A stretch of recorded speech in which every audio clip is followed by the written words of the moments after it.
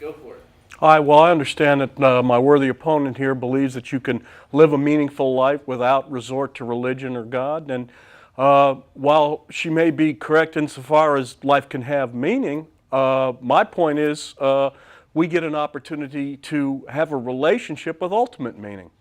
And so the best things in life, as my opponent will probably agree with me, are not things at all, but they are the relationships that we have.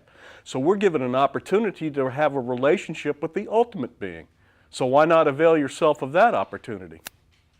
Okay, and we're launching this campaign with our billboards that say, you don't need God to hope, care, live, and love. And we thoroughly believe that is true.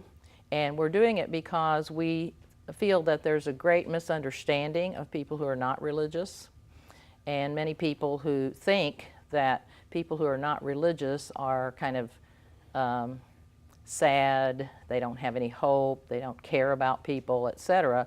And that's simply not true. I've been involved in this movement for probably 13 years, and I have met no nicer, happier people anywhere. Not that religious people aren't either. And with this campaign, we're not trying to, our objective is not to offend people such as you who choose to be religious and believe in God. That's okay, you have perfect right to do that. I would defend your right to do that. This is a free country, and I believe in freedom of religion, and you have the perfect right to do this. However, we're trying to dispel some misconceptions about people who aren't religious. And we also know that at least 16% of the population nationwide, according to surveys, and Indiana is right at the national average, do not say, when they answer on a survey, they say they are not affiliated with any certain religion. So those are the people we're trying to reach out to. We're not trying to destroy your church or pull you people away from your belief, but we feel that there's an underserved population out there and they need support also. And so that's really who we're reaching out to. Well, I can understand that, and I certainly welcome the opportunity to have a dialogue. I mean, certainly Christianity, the way I understand it, has been about the freedom of choice. Mm-hmm. And certainly this country was founded on certain Christian foundations of ethics, that being the ability for each man to decide for his own life. So as far as that goes, that is a good thing. So I welcome that dialogue to take place. And I welcome the opportunity to explain that I'm not religious. You know, I believe in a relationship. I believe that God is ultimately about relationships, about a love relationship. Mm-hmm. So yes, that human love that we have, and we all have it because I believe that we're all made in the image of God. And so that ability to love and to care and to relate to one another is a reflection of that image. Mm-hmm. And we would say that it's a reflection of human emotions, and we would focus on the interactions between human beings. And we get our joy and fulfillment from looking at the awe in the universe, the pleasure we get in interaction with our families and with people here on earth, and we believe that it's all here. Okay, and we certainly respect your right to believe that there is more than that, but that's where we stand. And the major principle, one of the major principles our country was built on, is the freedom of religion, so that everybody has the freedom to worship as they please or to not worship.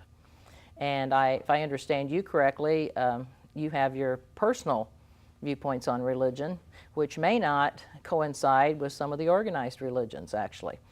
So I was wondering, when you check on a survey and they say, what religion are you affiliated with, what do you check? Well, you know, I'll check the Christianity box because that's simply what the survey's trying to do. But, right, you know, I do distinguish between a religion and a relationship. You know, I define religion as man's attempt to define God, man's attempt to define God. Right. And whereas I defend Christianity as God's attempt to find man, to relate to man. Right. So that's why I see that difference there. Right. And there are any number of people, I'm sure, like you, who would check general Christianity but don't affiliate with any certain denomination. But our people probably would be puzzled about what to check, and probably check unaffiliated or depending on what kind of options that there were. And really there are 49 million people in the United States who do not identify with any organized religion. We're actually a bigger group. Actually, we are the second largest group in religious demographics, second only to Roman Catholics. That's if you split up all of the different Protestant denominations, et cetera. And they usually split themselves up pretty but well. even when you tally several of the main Protestant denominations and you add in the Muslims and Mormons, who are maybe a little bit different than some of the mainstream Christian religions, we still have more people out there who don't identify with any of them than that whole total. We have more people than the LGBT community, we have more people than the African American community, more people than the Hispanic community, and yet we probably are the least known and least understood because we're pretty scattered out there, okay? And the center I run, I'm executive director of Center for Inquiry Indiana, and we have people come in all the time to our center who are so glad to find us because they haven't had a group to identify with, because they're pretty isolated out in their communities and usually surrounded by people who are of some kind of religious affiliation. So I think we serve a very underserved community that way by providing social activities and educational activities, and we're very science-based. We look for evidence in everything, and we do the same with religion as we do with anything else. And so that's kind of our bottom line of what we do as a local center here. The campaign is orchestrated by our international organization, of which we are a branch, and they targeted Indiana partly because we have a big presence here in Indiana. And they also targeted Washington, D.C. first. Those signs went up on Tuesday on subways and buses. They didn't do billboards there for whatever reason. And then ours here in the Indianapolis area will go up sometime next week. We're not sure. It's all the billboard schedule. Well, contrary to a lot of Christians, I don't really oppose the billboards. To me, I see it as a positive thing in that it encourages the dialogue, so I don't have a problem with that.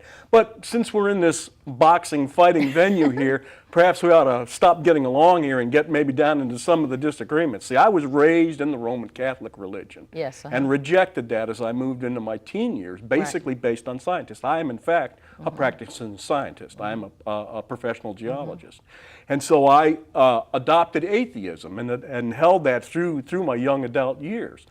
But what happened to me, at least intellectually, was that I felt taking atheism to its logical conclusion robbed life of ultimate meaning.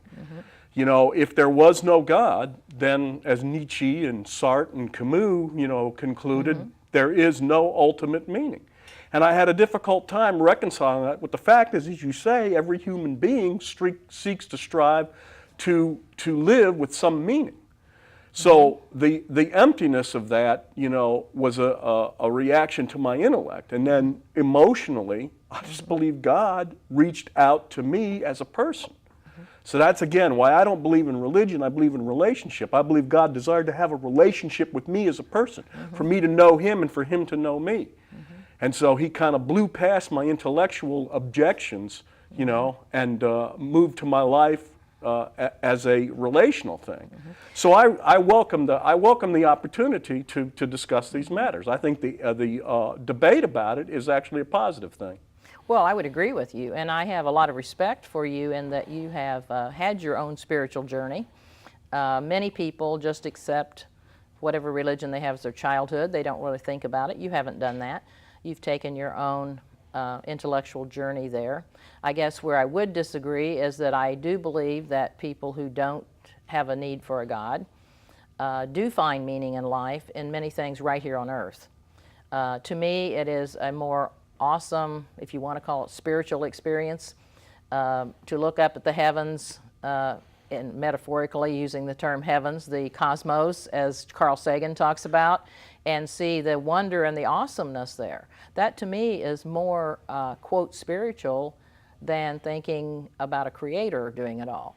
The interactions between people and, the experiences we have with people and meeting people of different ways of thinking and enjoying our families, having, you know, those kind of personal relationships with humanity, I guess is what I would say.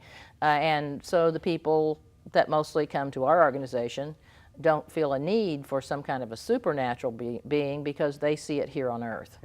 I think it's Robert Ingersoll, the great agnostic of the 19th century, who said, the time to be happy is now, the place to be happy is here, and the way to be happy is to help make others happy. And I think that's what we would say. And the legacy we leave here on earth is our heaven or hell, not a physical or a metaphorical, mystical or supernatural kind. So I think that's where we disagree, although I imagine that both of us will agree on basic principles of how we live our life. Yeah, I think there's a lot of natural wisdom in what you're saying. But you know, the Apostle Paul said the natural man receives not the things of the Spirit of God because they are spiritually discerned. And so when you talk about a spiritual experience, you know, I'm sorry, you're borrowing my rhetoric. You're borrowing my worldview. I want my worldview back. You know, you sort of have to adopt my rhetoric in order to argue the point, which is not, you know, necessarily a bad thing from the rhetorical standpoint. But I kind of hesitate to use the term spiritual. I saw you do that. Because it is so much identified with religion. But I think the point is we haven't come up with a good term for it otherwise, but it's the same feelings that religious people call spiritual. Secular people have the same experiences. They just don't attribute them to something supernatural. But is it all material? Can you explain it entirely in terms of materialism? I think so. It's human emotion. It's the interaction with the with universe. It's just chemical reactions taking place in your brain? It's human emotion. Is it just chemical reactions taking place in your brain? Well, it's emotions that are in, yes, your brain is the intelligent part of your being and that controls your whole body, really. Sure. And so I guess you'd say that's where it is. And we have those feelings. We all have feelings. But if those feelings simply result from the random interactions of molecules and atoms and chemicals, then there is no ultimate meaning to it. Well, I think I would disagree with you on that because I think there is a lot of meaning. I find a lot of meaning in my life in what I do, in how I interact with my family, how I interact with friends, other experiences I have. I find much meaning in life. I see what you're saying. I'm not trying to disparage that people who who choose to believe that there is something supernatural involved with this. I certainly respect your right to do that. But I'm saying the fact that we are rational beings at all is an evidence, even though it's such a familiar thing to us, it's an evidence of something beyond materialism itself. In other words, we don't give credence to thoughts that arise from irrationality. For example, if I say that dog is dangerous because I often see it muzzled, you know, and I see delivery men avoiding going to that house, then now my reasoning is based on rationality. You're basing that on evidence. That's right. You would because you don't carry that over to every dog because you have evidence that that dog exactly. But now if I say that dog is dangerous because it's a black dog and I was bit by a black dog as a child, you would not give credence because you would say my thought process is arising from irrationality. Right. I would agree with you. So what I see is we are rational creatures. How did that arise from irrationality? To say that reason arose from irrationality is in itself an unreasonable statement. I think our own rationality is part of our image of God. And that the universe is more like a mind than anything else.